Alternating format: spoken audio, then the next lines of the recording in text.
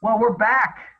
The Love Cape Ann edition. This is the July edition, 2020, and kind of like June, not a lot has changed, thank goodness, since the last time we were on. I'm Ken Reel, CEO of the Cape Ann Chamber of Commerce, and with me today are.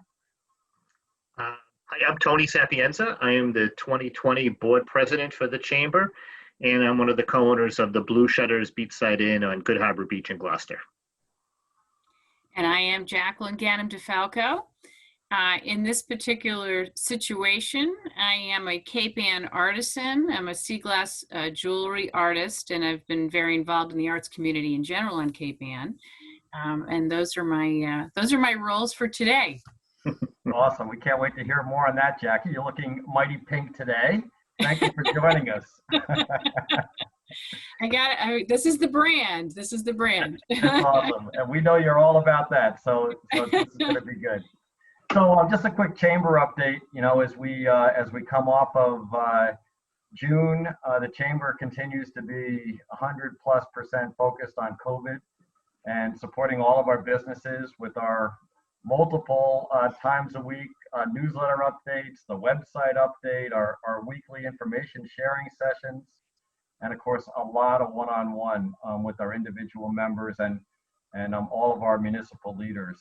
And that's been a real pleasure and honor to be able to serve our community in that capacity. And Tony, again, I want to thank you. Your support has been terrific through this whole time. Yeah, it's unlike anything we ever could have imagined. This wasn't what I thought my 2020 board presidency would be all about. But what I'm very proud of is what Ken and the chamber team have done over these past couple of months. It's, we've all had to make adjustments, and you can imagine what this means for a chamber of commerce. It's out there typically, each and every week, each and every day, working with, members, events, things of that sort. And it's been a whole different scenario these past couple of months. And the chamber's done a phenomenal job, I think, of keeping the community informed and keeping businesses advised of, how to move forward.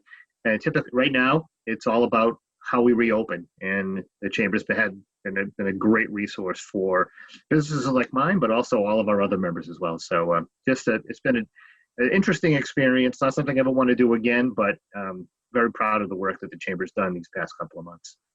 Thank you, Tony, and thanks so much for all of your great efforts.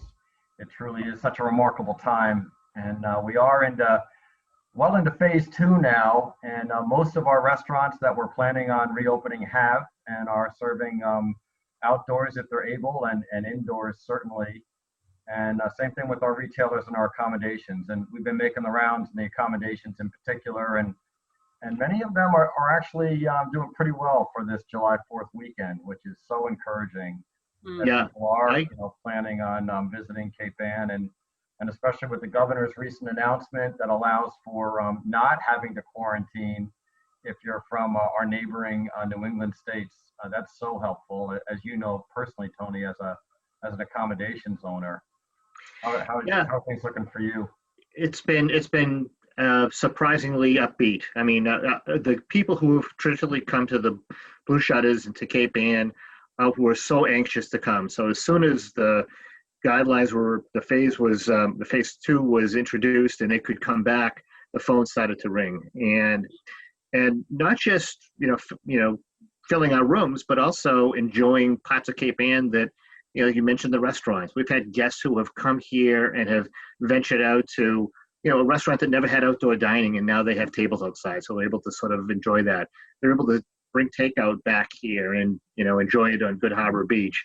I tell you, without, an exception, the guests who we've seen over the past month, we opened on June 12th, have been so very happy. Many of them have already booked a return visit, so it's not as if they've come back and this isn't what I expected. It's they came back and this is all that I had hoped for. People need their spirits lifted a little bit, and I think that's what Cape Ann's doing for them today. So we're very pleased, and I got to give credit to not only to the chamber but also to the city for the guidelines that they laid out for us that helped us to do take the steps that ensure the health and safety of our guests, and it's worked out tremendously for us. Just to throw an anecdote in there, I heard from some good friends in downtown Boston who were really put off by, unfortunately, for the state of Maine, where they were going to vacation. So they asked me for some recommendations here, and I know they've been on Cape Ann vacations, and they're, doing some research, and they're going to spend their first week in August in Cape Ann instead of Maine. That's what we want to hear, Jackie. I know. So I want to hear, and all of our municipal leaders, of course, starting right with our governor, who has done such a terrific job with this. Today, of course, we heard yesterday was the first time since March that there were no deaths from the virus, which is truly remarkable and inspiring. And all of our municipal leaders are to credit for such a great job that they've done locally and around the state. We're part of the Gloucester's Reopening Task Force, as well as in Rockport, and are in touch with Essex and Manchester regularly to help out all of those businesses. And a lot of the restaurants all around Cape Ann have extended their premises. So good for them. And I think we're all trying to work together. I know the business community has come together in amazing ways to help each other out. And that's so encouraging as we now get into phase 3 and we look to open up a little bit more. And so soon will allow more people into our business establishments, and we'll be able to get out and enjoy the area in other ways, including to take advantage of the incredible arts and arts and crafts and everything going on in that world, in our cultural world. And Jackie, how's that for a little bit of an intro? And so what's going on with the artisans coming up? Well, it's been a really challenging time for the arts community, as everybody knows, like everything else. And even in the best of times, getting our name out there is tough, because I think most artists would like to just be in their studios working. And I have to say that up until now, I've had, and I will continue to do this, I've had an opportunity to interview a lot of artists on a new show hosted by 1623 Studios called Cape Ann Art Waves. And there has been an abundance of creativity during these quiet months. So that's the silver lining for artists. They actually like being in their studios, churning things up. But now the studios are getting packed with work, so it's time to get it out there. And we have spent a lot of time on the phone, in particular with the Cape Ann Artisans, whose tour was canceled in June, the big tour with 20 studios. And it was a little sad, especially for some of our newer artisans who just had gotten juried in. But, we're not the only ones. It's happened to a lot of people. But a few of us, 7 of us, actually felt that the summer would be a good time to test how people feel about coming out. And also those of us who have the opportunity, especially to expand outside of our studios a little bit, and give people either sort of a little waiting area outside the studio to accommodate, the safety precautions, or even can move our work outside. We thought we should get out there. And so there's a group of 7 of us. So for the first time, we never have had any kind of activity in the summer. It's always been June and October. October's still on hold because we're the test at this point. And so we have 2 mini tours that will happen, and we purposely did them right in the middle of July, right in the middle of August. So Saturday, July 18th, and Saturday, August 15th, we figured are good, easy dates for people to remember, from 10 to 5. And now the artists involved are kind of, it gives a nice little flow. You can actually start over at Cripple Cove in East Gloucester with Jill Demery, who's new to the tour this year, which is kind of fun. Then you can go downtown and you can check in on Beth Williams' studio. And then you can find your way over to Riverdale, where I am with my Sea Glass studio behind our home here. And then toward Lanesville, and visit with David Archibald, and then keep going to Rockport and see Cynthia Curtis. And also you'll see Aaron and Scott and Pam Stratton all in Rockport. In fact, I just interviewed Pam. She's been doing some amazing mosaic work and her interview with 1623 Studios is coming up in the next couple of weeks. So that'll set the stage also for the tour. So we've put our heads together and we're trying to be creative. We expect people will be respectful, and we will ask them to wear masks. And if they don't have them, I made some and I'm going to sell them, whatever it takes. And, to keep our distance, and, we have to just make sure we clean work off in between. But we're really looking forward to being one of the first live events going on. And it really works for us because we usually get people trickling in. We're all instituting some appointment scheduling as well to give people that reserve a priority. So on the Square, they have a wonderful appointment setting app for the Square device. So I've put that together, and some people will do it by phone and some by email. And then if people have an appointment, they get a priority. It gets people into the habit of making an appointment, which is not typical of our tour. So come out and enjoy and start to collect art again. That's my message. And this is the sign. We'll have our pink flags up, by the way. So we'll help people wayfind. So how do people find out about this online? Their website? So it's been up on Facebook and events on Facebook. It's also on Eventbrite, which we've gotten quite a few inquiries already through Eventbrite, which is really great. And it is on the CapeAnnArtisans.com.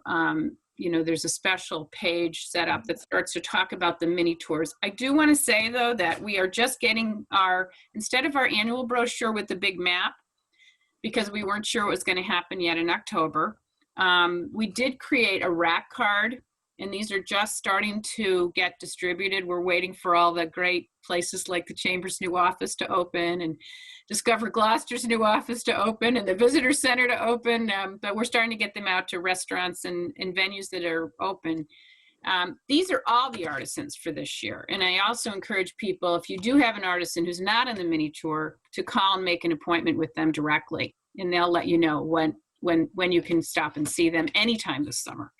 So we're going to try it all different ways. Awesome. Also, if you have not already put that on our website, please put it out there as an event. And let us know if you need help with that, because certainly we'll help you to promote that. Yeah, we are all hands on deck right now because we just got this off the ground like 2 weeks ago, when we got everybody together. So we're all trying to jump in the best we can. So any help you can provide would be great. Thank you, Ken. Happy to do that. Yeah. And you too, Tony. I'll have to send you some. Yeah, That absolutely. Blue Shutter's email that doesn't miss a beat.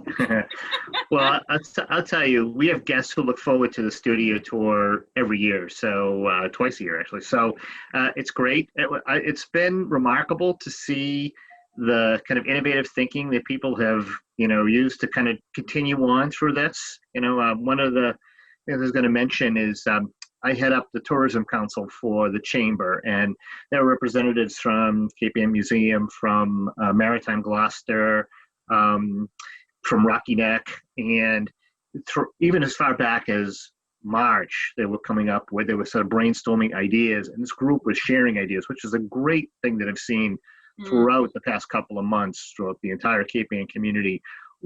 How we can kind of keep their communities engaged and things like that. So it's great to see creative ways. I think we're actually learning, new sort of approaches that we can use going forward, COVID or not.